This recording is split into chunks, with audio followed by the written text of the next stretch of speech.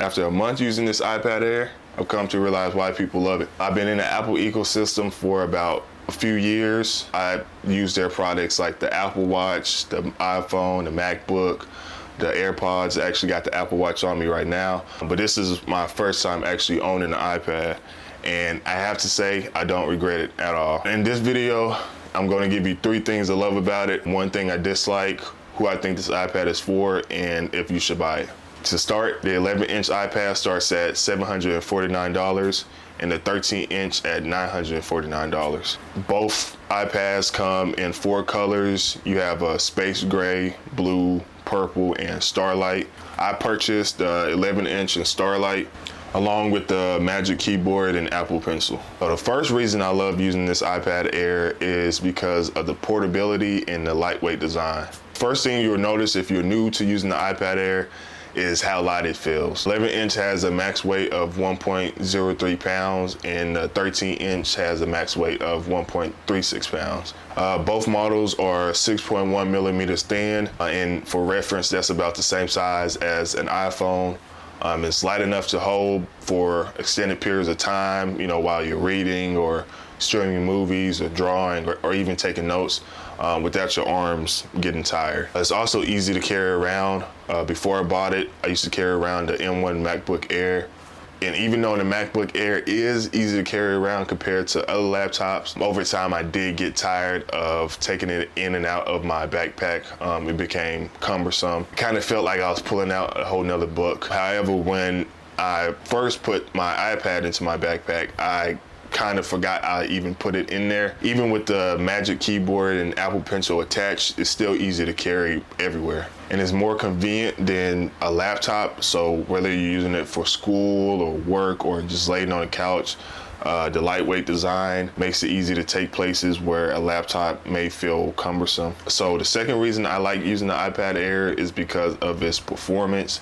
Powered by the M4 chip, this iPad can handle, you know, your everyday tasks like browsing the web or watching movies. Apps open up instantly, so I haven't experienced any crashes or slowdowns while using it. I can have multiple apps open at once while watching a video, and it's still buttery smooth. It also handles gaming very well.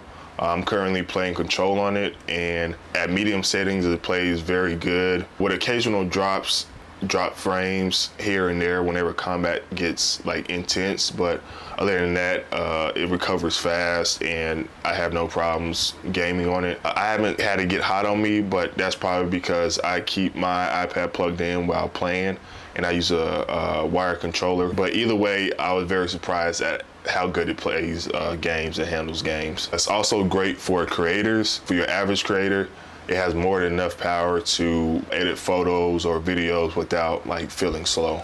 Before I get to my last reason why I do like this iPad, I do have one gripe, one dislike about it, and that is Touch ID.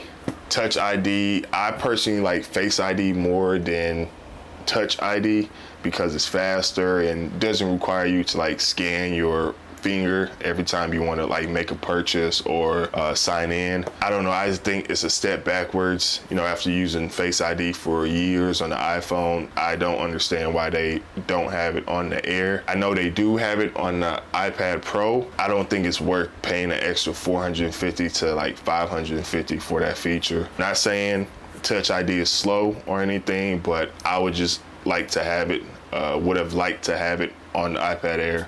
But for your average user, it's more than enough to get you by. Now let's move on to the final reason why I like the iPad Air, who this is for, and if you should buy it. The final reason why I like the iPad Air is because of its versatility. It's great for like watching videos or browsing the web. With its, you know, large display and its stereo speakers, you get 2 stereo speakers in landscape. Now, when I play audio on it, I kind of still can't figure out where the audio is coming from because they have speaker grills on both ends of the iPad, but I can't really hear which side they come out of, but it is loud enough for your average user, so no complaints on that. It's also good for productivity. If you're someone like me who has like multiple apps open at once, It's very good at multitasking, and with the recent iPad OS 26 update, they made multitasking even easier. I know some people, I watched some reviews, some people don't like it, but me personally, I guess since I never used iPad OS before iPad OS 26, I don't know what it was like before, but I personally like it, and I think it's good for your average user. It's also good for creative work, so if you're a graphic designer or you like to edit photos or videos or anything, with the addition of the Apple Pencil, you can draw on it and handwrite notes in the Notes app, and even use Freeform. So I think it's really good for creators too. This device is kind of you're really able to adapt this to any type of need that you want. It's just very versatile. Now that I talked about what I like and what I dislike, let's talk about who I think this iPad is for and if you should buy it. I think the M4 iPad Air is best for people who want a powerful device that can do a little bit of everything.